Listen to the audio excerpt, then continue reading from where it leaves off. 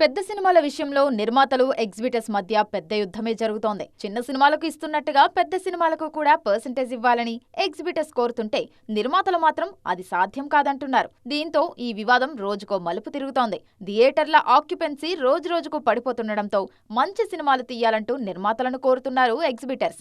Successful సినిమాలు వస్తేనే theatrical foot falls పెరుగుతాయి, రెవెన్యూలు పెరుగుతాయన్నది థియేటర్ ఓనర్స్ వర్షన్. అందరినీ మెప్పించే సినిమా చెయ్యాలంటే అదే రేంజ్లో బడ్జెట్ కూడా పెరుగుతుందంటున్నారు నిర్మాతలు. దీంతో ఆ సినిమాలు భారీ చిత్రాల కేటగిరీలోకి వస్తాయి. ఇప్పుడు సమస్య అంతా ఆ పెద్ద సినిమాల చుట్టూనే తిరుగుతోంది.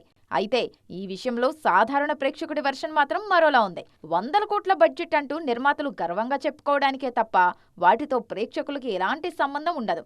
ఓ సగటు ప్రేక్షకుడు కోరుకునేది మంచి ఎంటర్టైన్మెంట్, అది కూడా అందుబాటు ధరలో.